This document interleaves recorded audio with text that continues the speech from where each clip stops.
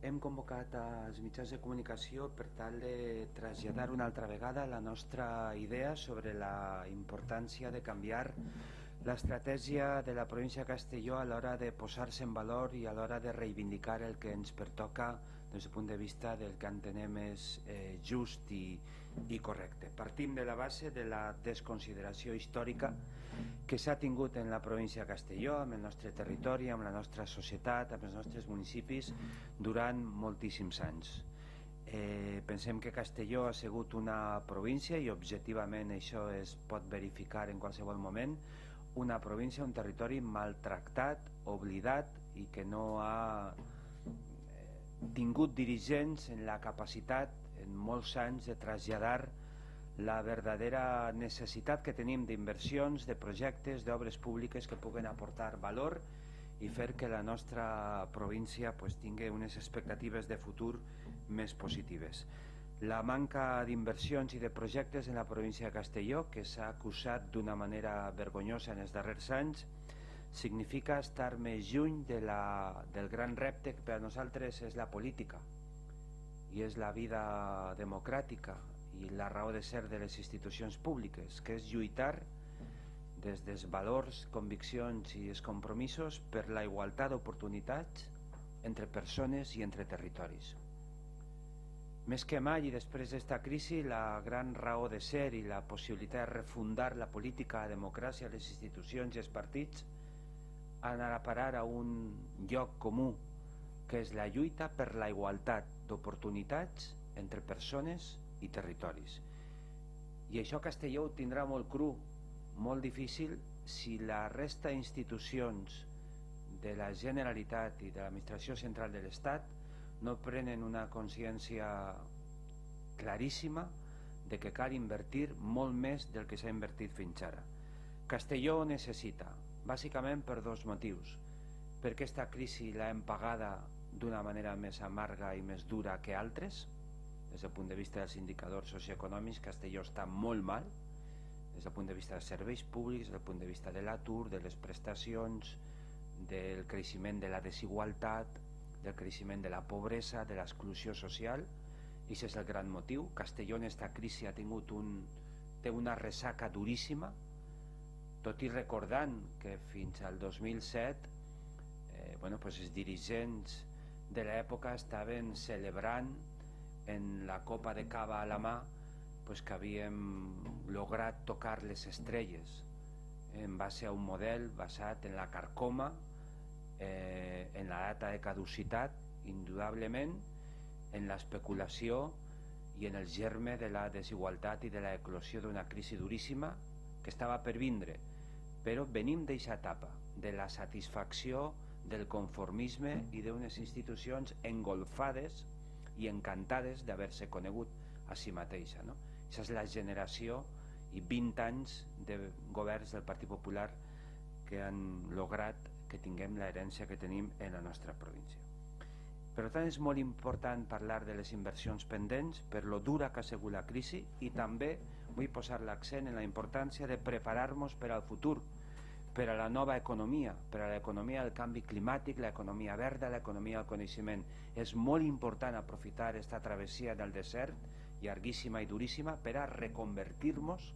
com a territori, per a reindustrialitzar i per a situar unes coordenades i una fulla de ruta i una carta de navegació distinta. I això es fa en la complicitat de les administracions que tenen competència per a invertir, o no es podrà lograr. I és el gran missatge que hem d'emetre des de la política castellonenca a tot arreu. Front a això que tenim, i fa anys que ho estem denunciant, la inexistència de pols reivindicatiu per part de la cúpula del PP en esta província de Castelló. Carlos Fabra feia teatre constantment, va construir en l'imaginari la idea d'un poder fort, d'un mite, del conseguidor, però que al final sempre va ser el gran consentidor del greuge. I l'hereu, el senyor Moliner, practica el no molestar als jefes, el conformisme i fins i tot la justificació de la sequera inversora i del maltracte a la província de Castelló. El conjunt són 20 anys de complicitat i de consentiment i de claudicació en la defensa de les conviccions de que Castelló mereix molt més. Aquest és el llegat que tenim i aquest és el perfil dels dirigents que no han sabut encarnar els sentiments i no han sabut interpretar adequadament les necessitats col·lectives de la nostra província. S'acaba la legislatura de la Generalitat Valenciana i també de l'Estat, que en breu es presentarà el darrer projecte de llei de pressupostos de la legislatura Rajoy i també de la legislatura d'Alberto Fabra. La Generalitat Valenciana ha arruïnat a Castelló, ha arruïnat a municipis, ajuntaments, empreses públiques i privades. Tot aquell que s'ha relacionat en la Generalitat, naturalment se tenien que relacionar perquè és la institució de l'autogovern, ha acabat arruïnat, ha acabat tancant moltes vegades perquè ha tingut que exercir, i molts ajuntaments també, d'autèntiques entitats financeres de la Generalitat, quan tenia que ser tot el contrari, perquè la morositat ha sigut tan escandalosa i tan perversa i nociva que ha fet molt de mal al teixit empresarial, al teixit ciutadà, a lo que eren les expectatives de tota una província. I des del punt de vista de l'Estat, de l'administració central de l'Estat, doncs mai hem estat tan oblidats, això és una dada empírica, com en els darrers anys. La Diputació, que és una institució qüestionada, però que si alguna raó de ser ha pogut trobar en estos anys de crisi, on lo vell no acaba de morir però el nou tampoc acaba de néixer, en aquesta època de transició en la que estem des del punt de vista institucional, de la revisió de la democràcia, de moltes certeses històriques que s'han fundit, si algo haguera pogut fer esta Diputació, trobar una raó de ser, un paper, un rol en tota l'arquitectura institucional i el marc competencial que no se sap què li toca a cadascú, pues haguera pogut liderar, aglutinar al conjunt de forces polítiques, socials, econòmiques, empresarials, financeres, cíviques, culturals de la província de Castelló per a crear un sentiment no tant de greuge, sinó en positiu, constructiu, de reivindicació, per a que Castelló no es quede enrere, que és el que ens ha passat en tots els terrenys de la vida. No és prou el que va fer el senyor Moliner l'altre dia, de la mà dels empresaris, de la mà de la cúpula dels empresaris, que és reunir-se bilateralment i declarar que va a reivindicar en probablement la darrera jugada de la legislatura i la darrera bagatela, per dir-ho així, o espectacle que el PP vol propiciar. Quan fa escasses setmanes encara recordem que la número 2 autonòmica del PP, la senyora Bonich, de la província de Castelló, la consellera titular de l'àrea inversora per excel·lència de l'autogovern, arremetia contra els empresaris perquè van tindre la osadia democràtica de reivindicar inversions. I ella, que predica un poc, que vol un partit, crec que va dir literalment, de guerrilleros i legionarios, i anima a la tropa constantment, construint en l'imaginari sempre enemics exteriors i practicant el victimisme, pues es va enfrontar als propis empresaris perquè estos s'havien elevat la veu en defensa de l'interès públic i de l'interès general de la nostra terra. Castigar els que es queixen forma part del patró històric de la dreta autoritària, de la qual ella no se n'amaga i pregona que han de sortir al carrer reivindicant que són conservadors i que són de dretes, molt de dretes, en el sentit més carcamal del concepte, en el sentit més autoritari del terme. Per tant, que ara el senyor Moliner en els empresaris vulgui aparentar que va reivindicar per Castelló en l'últim, en el darrer sospir de la legislatura, perquè queden escassament 2 mesos per a que es tanquen tots els debats de tots els pressupostos que ens poden afectar. Clar, en l'últim moment, l'últim estribo de l'últim vagó, de l'últim tren, doncs jo em permetran que posi en quarantena aquesta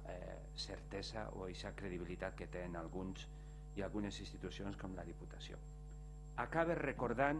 que fa 3 anys, més de 3 anys, en juliol del 2011, este grup que estem aquí va publicar, va fer pública la que anomenàvem Carta de les Aules, buscant un concepte de tots. Ho voler remetre a un fet identitari de la província de Castelló com pugui ser aquest espai topogràfic o geogràfic en el que estem, de la trama urbana de la ciutat de Castelló que representa a tota la província, la plaça de les Aules. Vam buscar aquest nom i vam dir que necessitàvem una nova estratègia compartida per a reivindicar. Fins ara l'estratègia que hem seguit els partits polítics en València i en Madrid, que ha sigut la cultura de la confrontació, d'una certa hostilitat, és l'ambient que hi ha en l'ecosistema polític històric a tot arreu, no ens ha aprofitat per res a la província de Castelló. Per tant, suggerim, i ho vam fer en temps del president Zapatero, perquè jo crec que hem de superar les limitacions i les fronteres partidàries i anteposar els interessos del territori i de la societat a la consigna de partit. Ho vàrem fer aleshores i ho fem avui una altra vegada, per a triar i per a buscar un mètode certament transgressor, que consistiria en que tots els parlamentaris, tots els congressistes i senadors en València i en Madrid es posaren d'acord, raonaren i reivindicaren conjuntament i votaren a favor tot allò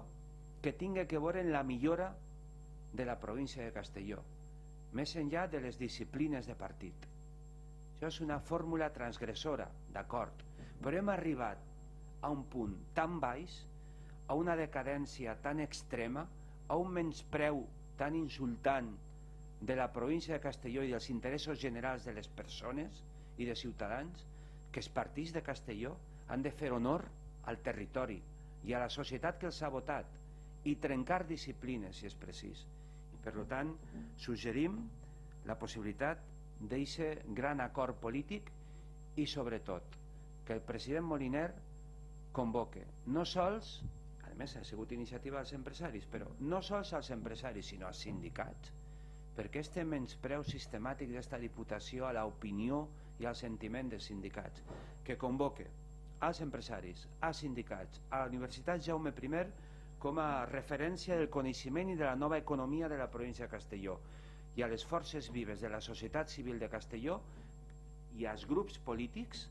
per a construir el que podríem anomenar un gran acord per Castelló, en l'espírit de la Carta de les Aules que este partit va suggerir fa més de 3 anys, perquè pensem que seria la millor manera d'actuar